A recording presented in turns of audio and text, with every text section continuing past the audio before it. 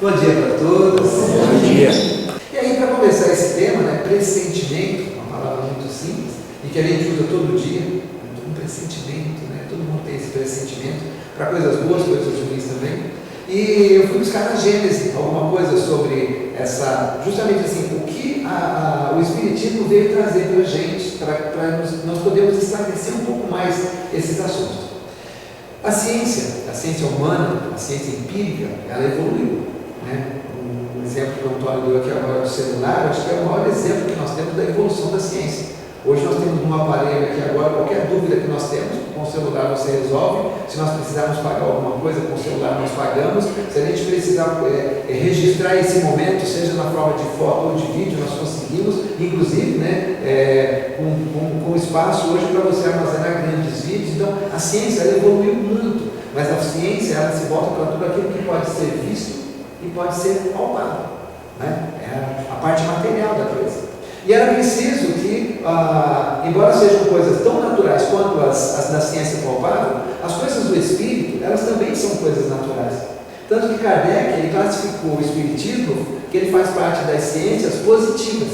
As ciências positivas são aquelas que alguém vai, observa alguma coisa que acontece, vai estudando como que aquilo acontece e fala, olha, quando acontece assim, se você pegar água, colocar na chaleira, deixar ferver, ela vai evaporar, você vai encontrar um negócio gelado, ela vai condensar, vai virar líquido de novo. Então assim, aquilo ali já existe, ele não inventou, ele não chegou lá e fez um negócio, então já existia, ele observou o fenômeno e conseguiu mas descrever uma série de regras que fazem parte do fenômeno, certo? E para a ciência poder chegar nesse ponto, ela teria que abandonar a visão materialista e se dedicar à visão espiritualista. Será que a gente conseguiria, como cientista, depois de estudar, fazer modelos, testes, hipóteses, comprovar, negar, ele conseguiria realmente chegar no espírito? Talvez, mas ia demorar muito tempo. Era preciso que houvesse um outro movimento intelectual, um outro movimento científico e que trouxesse essa luz para que a ciência, em algum momento, consiga juntar a parte que ela já defendeu como matéria com a parte que existe muito antes da Terra, que é a parte espiritual, certo? E que é uma parte também que, como o planeta, esse planeta não existe só para ser um local qualquer. Ele é um lugar para que espíritos possam estar aqui e seguir aquilo que Deus estabelece para cada um de nós. Ser criados simples e ignorantes e, através do próprio esforço, atingir a evolução que é necessária. E esse esforço demanda muitas tentativas e erros de todos os tipos de coisas. Então, nós começamos lá, não sabemos nem nos alimentar, e começamos lá em seres unicelulares, passamos pelos vegetais, animais, e vamos depois, no final, para o luminal, certo? E aí, essa parte espiritual, embora ela não seja abrangida pela ciência humana, pela ciência materialista, as pessoas que se interessaram pelo fenômeno, porque toda vez que alguma coisa intelectual surge, sempre tem alguém que, lógico, vem preparado pelo plano espiritual, não é um qualquer, né? E ele olha aquilo, como Allan Kardec olhou aquelas mesas balançando, e falou, a mesa não pensa, a mesa não tem inteligência, a mesa não fala, como que ela pode dar a resposta? E à medida que aquilo ali, o princípio de tudo, foi se desenvolvendo mais para a intelectualidade, através da psicografia, da psicofonia e todos os outros fenômenos que nós temos dentro do espiritismo, então já está andando em paralelo com a ciência. Hoje, muitos cientistas, muitos médicos, né, já estão utilizando recursos de energias e de coisas que fazem parte do espiritual no material. A Gênesis também, ela veio tirar um pouco daquela visão sensacionalista, miraculosa, que até então todos nós acreditávamos. Então essa ideia, né, de que vai acontecer um milagre, Deus hoje acordou, falou aquilo ali vai mudar e a coisa muda, não é desse jeito. Ele é um ser supremo, ele é um ser onipresente, onisciente, e ele nunca vai fazer alguma coisa que infringe a sua própria lei. Então, aquilo que nós desconhecemos, eu até peguei uma frase aqui, tem uma frase do Voltaire que eu achei muito interessante. O acaso nada mais é do que a causa ignorada de um efeito desconhecido. Interessante, né? Voltaire é o mesmo que disse que assim, eu defendo com a minha vida, eu não concordo com a sua ideia, mas eu defendo com a minha vida o direito de você ter a sua ideia. Então assim, não existe acaso, tudo é regido por alguma lei, por alguma regra, só que, como nós não conhecemos todas as regras e todas as leis, algumas delas para a gente dão a impressão de ser miraculosa. Existem muitas coisas que os cientistas ainda, por exemplo, eles descobriram que na maioria de nós tem o gene do câncer, mas nem todos desenvolvem a doença. Por quê? O Espiritismo, através de muitas obras, já está mostrando algumas partes do nosso aspecto emocional, sentimental, que influenciam todo esse corpo físico, todo o karma, que são os erros e as situações cometidas no passado, as boas e as ruins, que transformam alguma coisa nesse corpo atual, e que também vão começar a plantar sementes para que o próximo seja diferente desse. As situações, a própria saúde, a compreensão e tudo mais vai mudando. Então, a Gênesis ela veio trazer isso para a gente. Kardec foi nos mostrando todo esse aspecto que a ciência precisava chegar e que vai chegar algum dia, porque a cada dia mais o censo ele demonstra que os espíritas eles têm assim, um nível educacional, um nível social um pouco mais elevado. Porque não são pessoas que simplesmente aceitam qualquer coisa de qualquer jeito porque diz, é porque Deus quer. O Espírito não aceita porque Deus quer. O Espírito acredita em Deus. E eu, particularmente, Walter, eu acho que assim, nenhuma religião consegue mostrar um Deus tão belo quanto o Espiritismo consegue. As outras religiões, elas mostram um Deus de força, elas mostram um Deus passional, que protege esse ou aquele, porque é daquela religião, e que se ele acordar azedo, ele faz alguma coisa de ruim. O Espiritismo mostra um Deus que é justo o tempo todo, que vai julgar e vai julgar o pior assassino da face da terra, ele vai julgar os dois como um pai. Ele não vai causar o mal porque ele fez o mal. Deus não vai punir alguém com o mal porque ele fez o mal, porque isso seria a gente.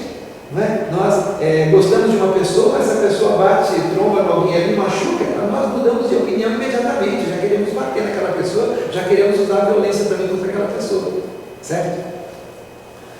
Depois, então aqui entendemos, que o Espiritismo veio trazer essas energias, as forças e todas essas coisas que estão no Espírito, que nós, através do passo, através de uma série de energias aí que nós já sabemos, os trabalhos de cura, nós vemos. As comunicações também são processos desse intercâmbio entre a parte espiritual e a parte material. Tem um professor lá, não esqueci o nome dele, da USP, que ele estuda a glândula pineal, e ele já viu que a glândula pineal, em ressonância magnética, ela tem uns cristais diferentes. As pessoas que têm a mediunidade ostensiva, essa glândula já vem preparada, com alguma coisa a mais. Aquela doutora Anete Guimarães, ela faz um trabalho muito bonito, ela é neurocientista e é espírita também, e ela falando dos hormônios que nós movimentamos dentro do nosso corpo e que cada um desses hormônios é responsável por algum dos nossos sentimentos. E aí eu fiquei pensando comigo mesmo, os hormônios é que fazem o corpo disparar os sentimentos ou nós? Através das coisas que nós vemos, que nós observamos, nós valorizamos, nós julgamos, e aí a gente tem uma sensação de alegria, de tristeza, de raiva, e essa sensação, o espírito é que comanda todos esses hormônios, eles disparam dentro do nosso organismo. Isso é interrogação, não é a resposta, é uma reflexão em cima do que ela falou. Eu estou cuidando das palestras da Casa Amiga esse ano, e aí eu selecionei um livro. O pessoal tem a preguiça danada de ler lá, nós temos uma biblioteca com 700 livros. E toda semana eu falo, gente, é de graça, pega e lê, qualquer um. Levou uma semana, não gostou, traz de volta, pega outro. E os livros estão enferrujando, querendo ter de areia, cuidado quando for mexer, pode ser que tenha uma cobra, algum bicho dentro, Só abre com cuidado, não tem tranca. É só você abrir assim a estante e pegar os livros lá. E aí, então, eu estou tentando fazer assim, eu estou pegando livros bons, livros que trazem boas reflexões, e usar eles como tema, e toda semana publicar, na mesma semana que a gente publicar a palestra, publicar o trecho do livro, para que a pessoa possa ver o texto, da forma como ele é, e depois a visão da pessoa que está aplicando a palestra, que preparou o tema, e lógico, enriquecendo o livro dos Espíritos com muitas outras obras. E nós vamos usar nesse semestre o livro do Hamed, que fala das dores da alma. Ele segue a mesma linha da Hermância de Fogo com a Reforma Íntima sem martírio, tentando fazer a gente olhar, esse olhar científico assim, para todas as situações, todos os sentimentos, todas as coisas que de alguma forma causam algum impacto no nosso espírito e faz a gente reagir. Faz a gente reagir para ajudar, faz a gente reagir para ignorar, faz a gente reagir para brigar, para todas as coisas que abalam, de alguma forma trazem esse desequilíbrio no nosso espírito.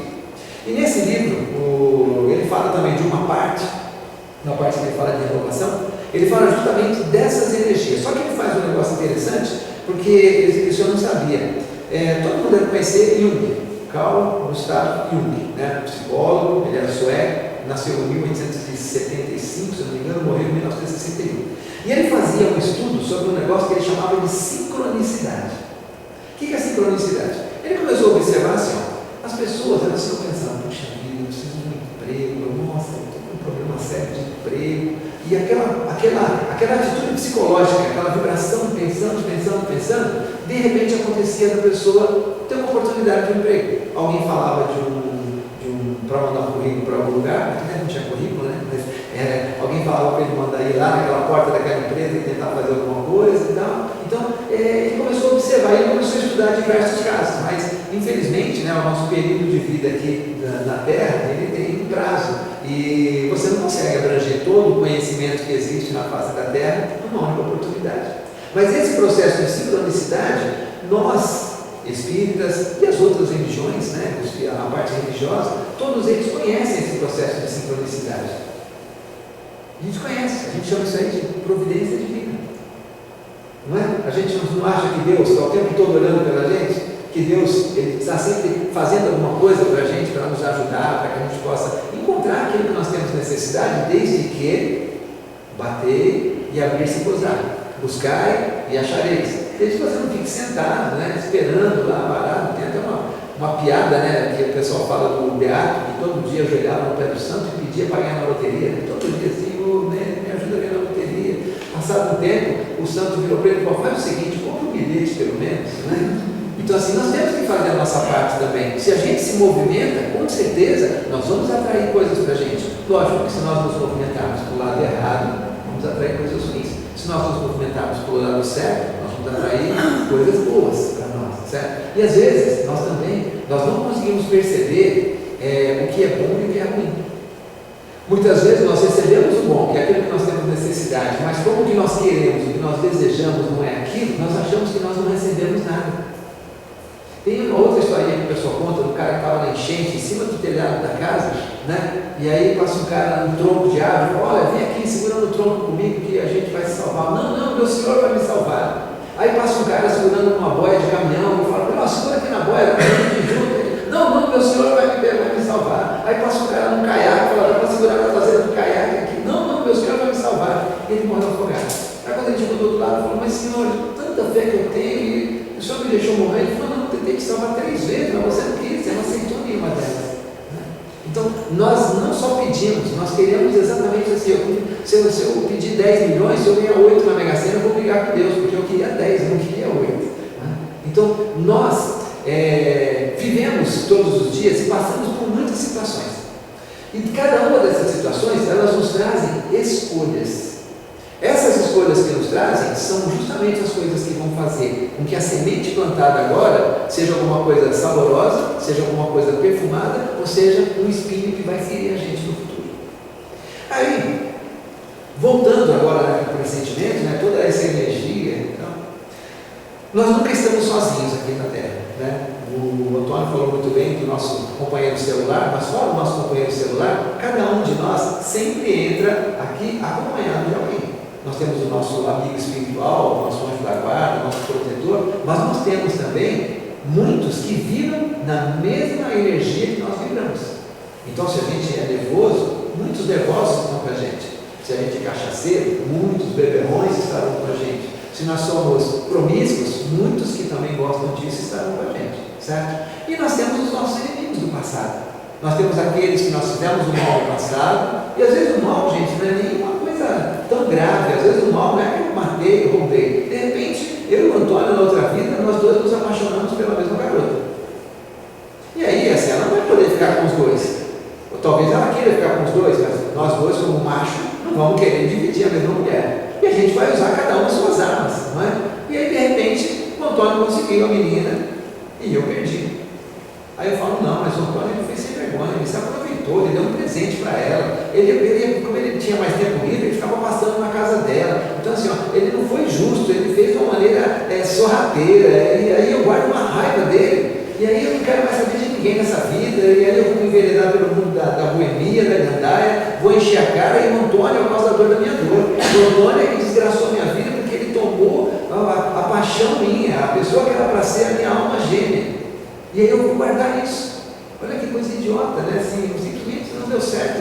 E assim, ninguém vai poder escolher dois. Não é? Sempre alguém vai ter que escolher. Perdeu. Mas aí o orgulho, a vaidade, e eu vou guardar isso daí, porque assim, daquele momento em que o Antônio conquistou a menina para frente, todas as desgraças da minha vida foram causadas por ele.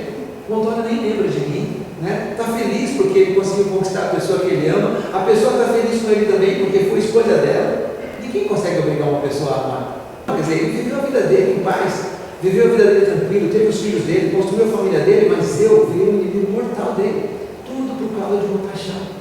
Agora imagina quando envolve guerras, imagina quando envolve uma disputa de uma família, né? Pega lá os Capuletos contra os Montecchio, né? Aí os dois filhos se apaixonam, Romeu e Julieta lá, aí morrem os dois. Imagina a energia que esse tipo de situação não move.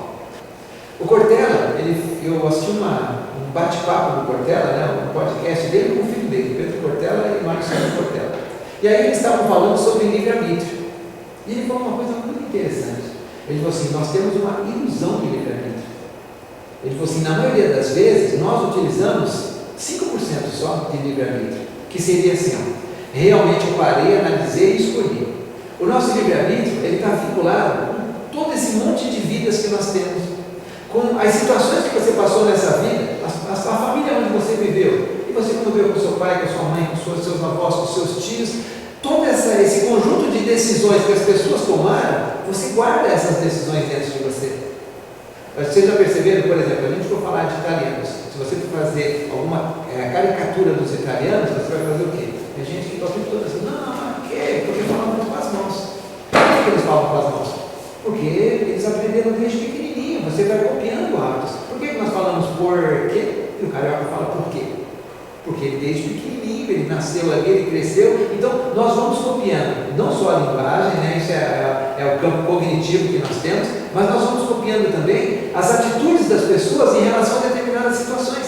Então se você crescer com seu pai falando palavrão, xingando, você vai aprender a fazer desse jeito, e às vezes nem por mal, né? Às vezes você vai elogiar uma pessoa, e você vai falar um palavrão para elogiar a pessoa. O meu avô era italiano, né? Ele veio da Itália no tempo da guerra, né? Veio criancinha, e meu avô não estudou, né? Ele foi aprendendo só o que ele precisava ali, ele trabalhou com caminhão, mas o meu avô, ele falava 10 palavras, 12 era palavrão, mas assim, era o jeito dele de falar. Ele brincava comigo, o netinho dele aí, eu fui o primeiro neto lá, brincava comigo, e eu fazia o negócio, papai, ele falava, puta pariu, e não sei o que, fazendo lá o jeito dele. Quando era para elogiar, era uma coisa, né? Tudo ele, mas assim, não tinha maldade naquilo que ele estava fazendo.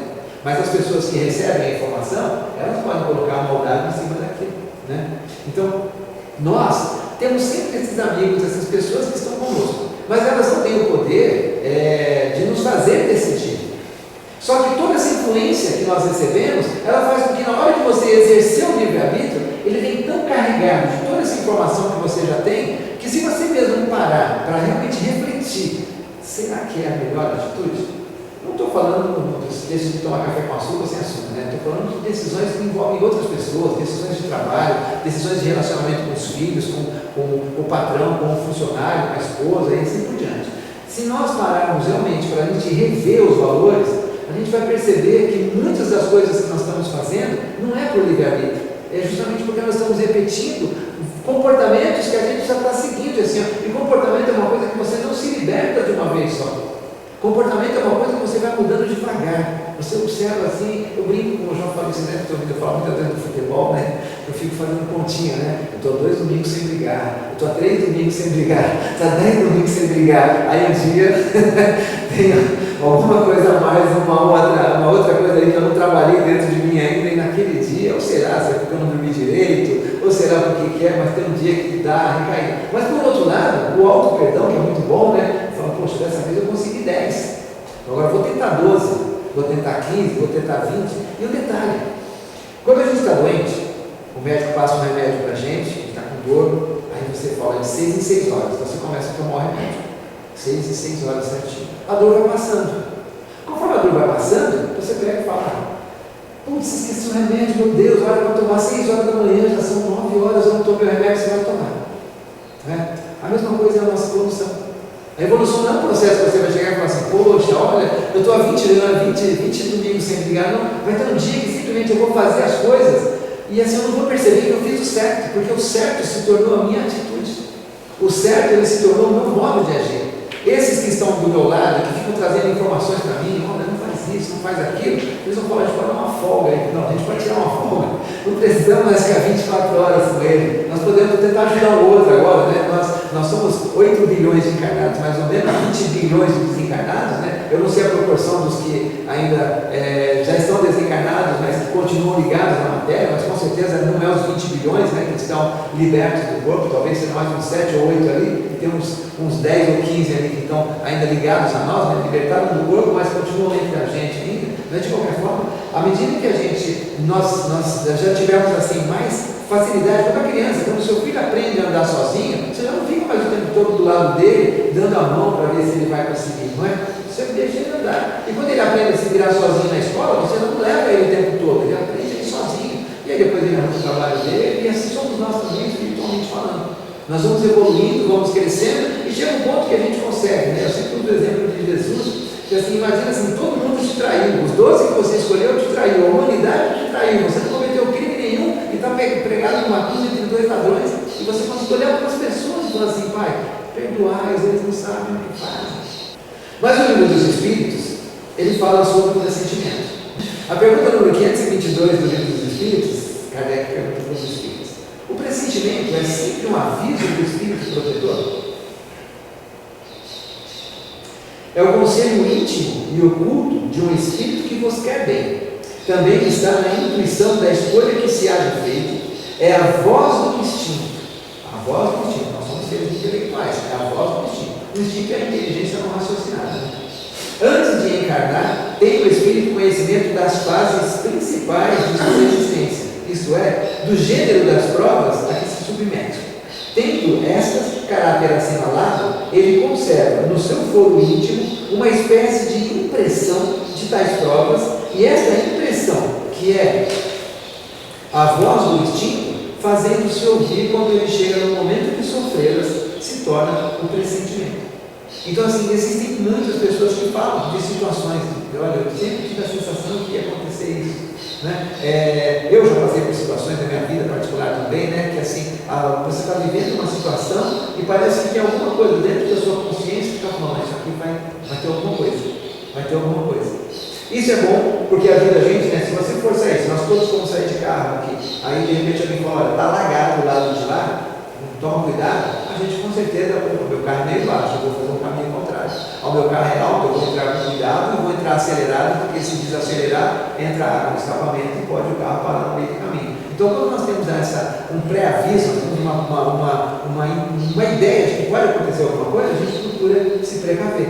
Não é? Então, esses espíritos, eles estão sempre se aproximando da gente. E isso pode ser justamente aquele negócio, pô, estou precisando de um emprego. Alguém do nada, você está conversando com a pessoa, ou agora com os grupos de WhatsApp, né? Você não costuma nem olhar o grupo, de repente você entra no grupo e lá está estão contratando gente lá em tal lugar, leva o currículo para tal lugar, ou manda por e-mail e tal, e é aquilo que você precisava naquele momento. Alguém vem conversar com você e você começa a tocar num assunto de uma coisa, de outra coisa, você está com um problema grave com o seu filho, a pessoa conta uma história do filho dela, e aí a história do filho dela ajuda você a pensar uma forma diferente de lidar com o seu filho. Então, são situações que para nós muitas vezes parecem aleatórias.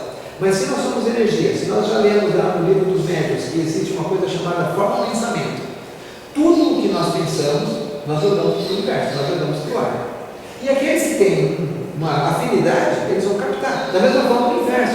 Os bons espíritos estão pensando agora em diversas coisas boas, músicas boas, livros bons, histórias boas, pensamentos bons. Se nós estivermos na mesma sintonia, de repente a gente fala uma coisa muito bonita aqui na frente, todo feliz achando que é sua, e na verdade o autor é quem está do outro lado, e graças a Deus que a gente conseguiu captar essa mensagem, né?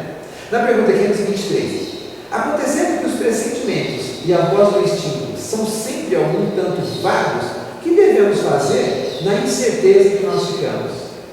Isso acontece com a gente 24 horas, né? Porque sempre vem um pensamento, não, perdoa, tal. Eu sempre comento isso com os espíritos, né, que a vingança é um problema, porque assim, embora você esteja em busca de justiça, é uma justiça sem prazo de punição. Por mais que a lei dos homens seja imperfeita, se você matar alguém, você vai ficar 10, 20, 30 anos, perfeito. Agora, quando você quer fazer vingança, quando você está indo por vingança, então eu queria me vingar do Antônio porque ele ficou com uma moça que eu amava. Eu vou lá e falo, vou dar um jeito do Antônio perder a perna. E eu fico atazanando o Antônio, não tem mais tempo, ele perde a perna. Aí ele, não satisfez o meu desejo ainda, eu só tenho que perder essa outra perna.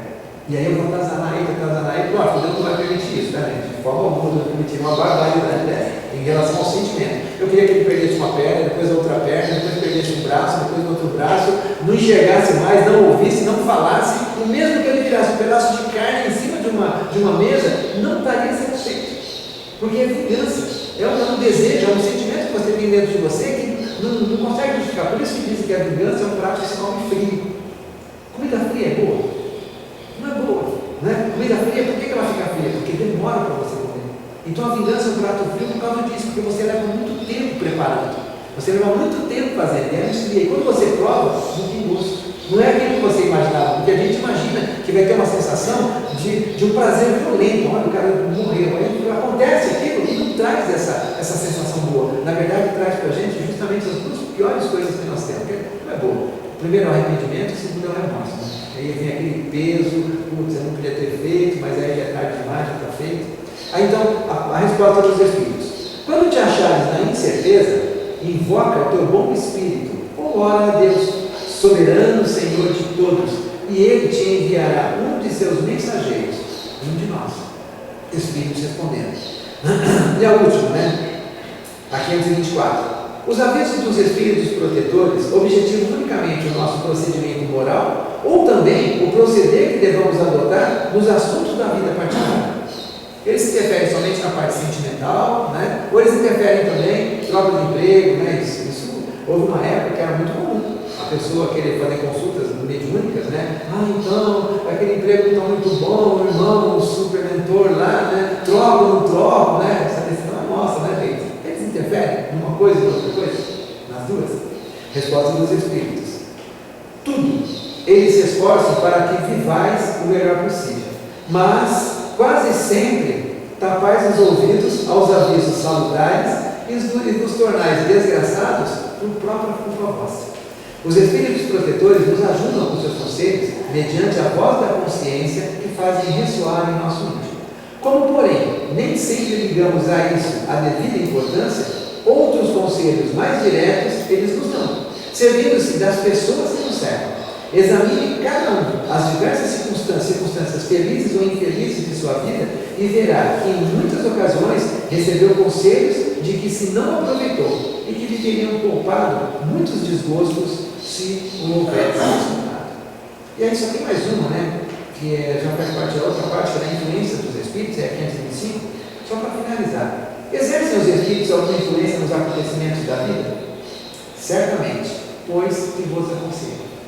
Então, assim, nunca estamos sozinhos, nunca. Sempre haverá alguém que está nos acompanhando e sempre. Dizem que o primeiro pensamento é o melhor, mas aí, quando o primeiro pensamento vem, a gente deixa o orgulho, a vaidade, o egoísmo e todos os outros sentimentos entrar no meio, né, virar uma lupa gigante. E aí a gente acaba distorcendo a imagem e muitas vezes tomamos a decisão errada. Mas eles não viram as costas para a gente. Né? Não é que nem a gente, tá, vamos ficar de jeito, vamos virar as costas. Não, vamos tentar de novo, vamos dar mais uma chance aí, quem sabe consegue.